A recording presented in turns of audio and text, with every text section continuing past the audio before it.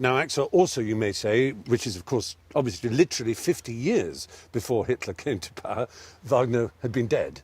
So his direct influence on Hitler was obviously not a physical, personal one. First of all, was Wagner anti-Semitic? Yes, yes, and yes. As many people in his time, which doesn't make it better. And what kind of anti-Semitism was it? It was a personal anti-Semitism. He loved Meyerbeer. Yes, the Jewish composer who helped him out in Paris, who helped him out, who lent him money, everything.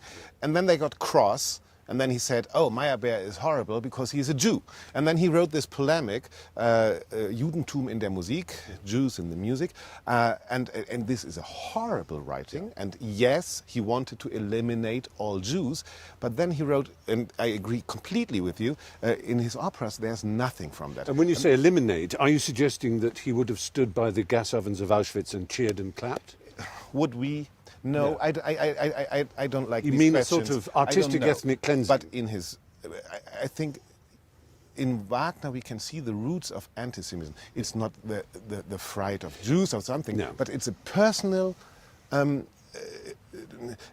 problem you have. Yeah. You don't have money, you don't have anything, so you blame someone and you blame the Jews. And this principle was exactly the same later on, 50 years later. Yeah. And there was one opera, just one sentence, Parzival.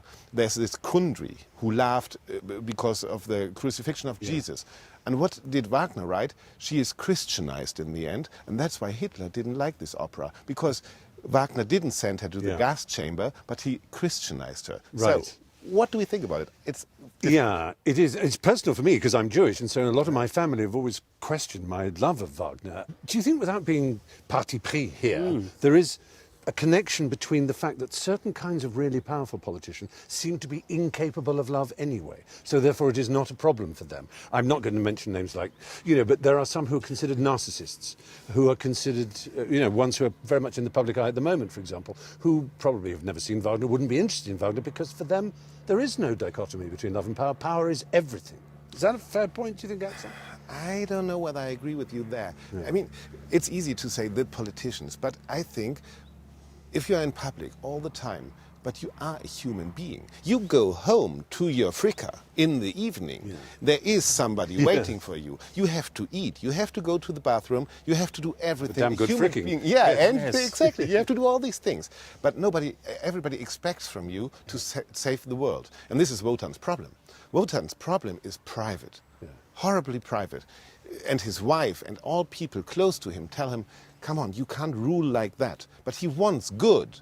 And it's his family he needs for that. He even creates a family to save the world. So there are parallels, aren't there, which we're familiar with? The mafia family, for example. Perhaps politicians can see Wagner gives us human gods, and considering gods are politicians. It was Patrice Chéreau who did this ring here in Bayreuth. The famous centenary exactly. ring. And it was people booing, booing, booing. What did he do? He didn't have beards for the god. He just put human beings on stage. And I think we are so sophisticated and always say, the politicians are but I think they go there and see, oh yeah, he sees what we are. We are as well human beings. And politicians are manifestations of us. Absolutely. And in a sense, Wagner's journey as an intellectual, and for whatever reasons his intellectual reputation has been demeaned by his anti-Semitism, he was a great thinker and reader. He was a huge influence on Nietzsche, for example, and he was hugely influenced by Feuerbach and Schopenhauer and so on. He started off as a politician himself, in a way, as a red revolutionary who was on the run for a very long time. So yes, and a man involved in the uprising of 1849, and for a long time, a lot of analysts believed that Siegfried is Bakunin, the great leader, and I personally think that's a pretty tenuous connection. Indeed, I think that the ring represents his escape from practical politics, if anything. The first interpretation of the ring that I'm aware of that certainly had a great influence in the English-speaking world was that of George Bernard Shaw, the perfect Wagnerite. And he saw, for example, the famous Rheingold Rheingold, Rheingold, it's a very simple two-syllable leitmotif, Right. is inverted by the second scene of Rheingold, and becomes the straining work of the Nibelungen in, hammering away to get the gold for their industrialist master. And that was the interpretation, the socialist Fabian interpretation. But isn't that interesting? We have a socialist who says the ring is socialist. Then we have Hitler talking about that. He says the ring is fascist because we have the apocalypse and Feuerbach, we have to erase the world to create a new one. So now the question, why is this opera open to all ideologies? Yes. And my, theory about that is Wagner didn't have an ideology. He had so many. He just had a private religion. He was a socialist, yes. He was a nationalist, yes, in the terms of, he wanted creation of Germany. He wanted to unite Germany. He was going for the money. He was Christian. He, in the end, was a vegetarian and loved Buddhism. So he put all this in one work, in the Ring of the Nibelung. And now we sit there and we can grab whatever we want. Yes. And however we look at it, it's like a picture of Picasso. It always looks different. It's a cubistic picture. Well, I sometimes think it's like a great soup, and every time you dip your spoon, you get something different. And who wants comes to be up. But, exactly. Well, that's wonderful. Thank you very much, Matthew Dancano. I hope you get to enjoy the Wagner you see here. And Axel Brüggemann, we're going to see more of you later on, but thanks so much for your contribution. And what is Bayreuth? And why do people go on about it? Why is there a 10, 15-year waiting list, Axel? What's your thought? Well, actually, Bayreuth, I think, and the family Wagner is our monarchy. We don't have monarchs. We are a democracy now, but Germany was invented in the revolution of 1848. It was paid by Ludwig II, so the monarch who was to be the King out of Bohemia. Exactly. And then it was misused by Adolf Hitler, and now it's Angela Merkel, our chancellor, coming here every day. So it is really a mystic art which involves all changes of the nation. And I think if you want to see what Germany is with all its weirdness, then you have to come here, and you see that on stage every year as well. And that's an interesting point, isn't it, Axel? That the great writers, Korngold and Steiner and Newman and so on, and Miklos Rozsa, all the great Hollywood golden age cinema, they were all Wagnerians. Yes, Wagner wrote the soundtrack of Hollywood, basically. Lord of the Rings. I mean, it is Wagner. And we might come on to the leitmotif later. Exactly. But you were mentioning a good point. Why are we sitting here in suits? And it was. I wish to be here in the 19th century. It was Nietzsche here. It was Karl Marx here. I mean, it was always, the opera in Bayreuth was a mixed zone of high society and opera fans. And we must see that opera was no high culture at that time. It was the music of the time. Yeah. And I think it was always Wagner's intention to mix up people. Wagner thought that opera is the better politics. Politics is lying, opera is telling the truth. Music is the best way of expressing the men. Yes, because he had tried politics after all, hadn't he? He'd been a friend of Bakunin, the famous anarchist, in Dresden in 1849, in the great year of uprising. So he knew a lot about red politics as it was being born. This is the idea of the Gesamtkunstwerk. Yes. It's not just singing and music and stage. It is as well that the audience is part of the opera. So the opera, the plot of the stage goes into the world and changes the world. This is what Gesamtkunstwerk means. So he always intended us to... Hello there. Oh, this is a cute one, even though. His intention always was to change the world with opera. And I think this is what Bayreuth stands for, still up to now. It's a funny thing, Das Rheingold, isn't it? It's the shortest by a long way of all the 4 operas of the Ring cycle, but it's the longest experience because it has no interval. So it's 2.5 hours on your bottom. The thing that I really objected to, and maybe it's just the actor part of me, is that there were cameramen on stage who were right in the faces of all the protagonists, and a screen through which you could see them in different rooms around this motel, this Texan motel on Route 66 where it's all set.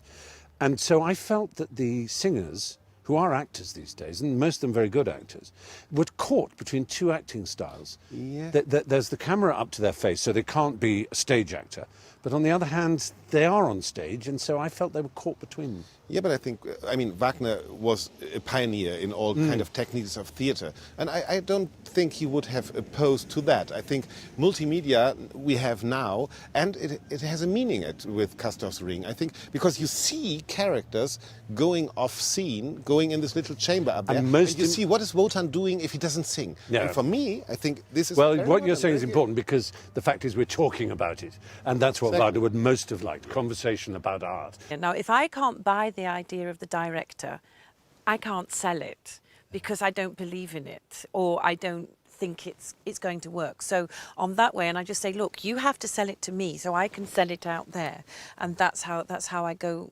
forward. But sorry. I was going to ask Axel, just a lot of us will say quickly and easily that Brunhilde seems a very modern type of heroine. Do you think that's a fair remark, or is it just a cheesy thing that people say?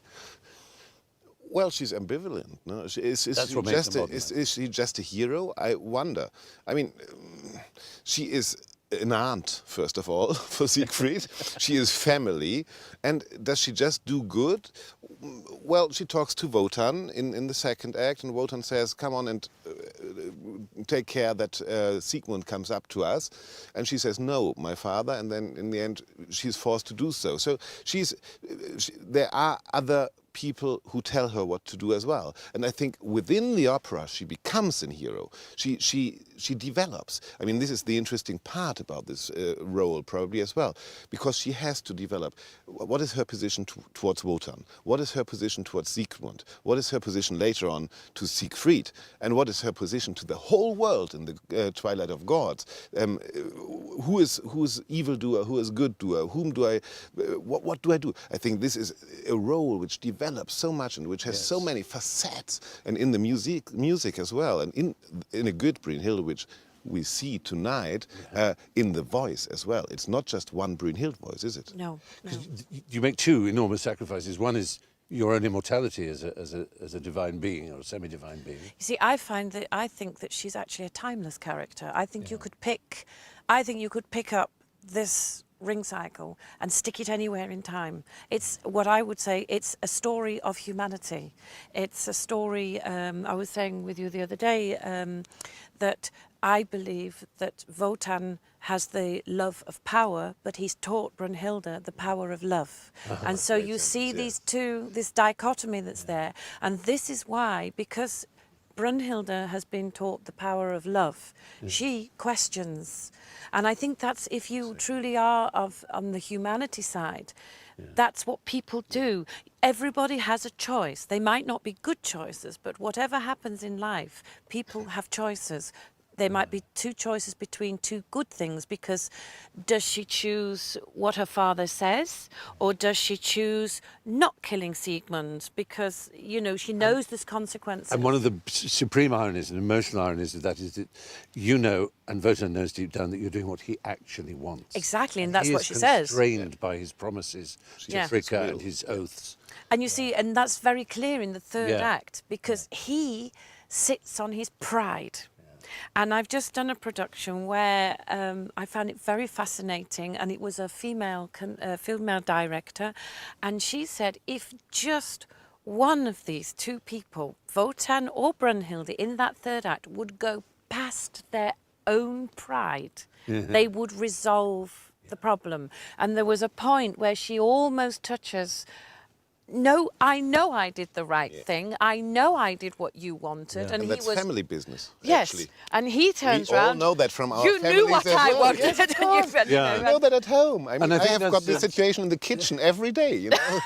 It's a very important point you made at the very beginning of this, where you said you could take this and place it anywhere because it's about timeless, timeless. And that's why Wagner chose mythology, because it takes it out of time. And that's what Castorf legend, does as well. Myth. Yeah. That's what Castorf does as well. I mean, we were on the Route 66, and we are in Azerbaijan. I've heard, in the 90s. rumours that we're set in the Caspian wine wine growing, oil growing area.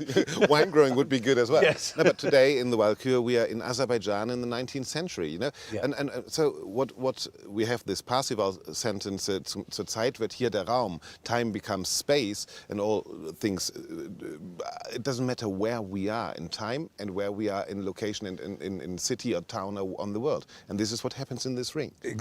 Which I am about to witness for the first time of this production. So brace yourselves too for what, for many, is Wagner's finest work, Die Walküre.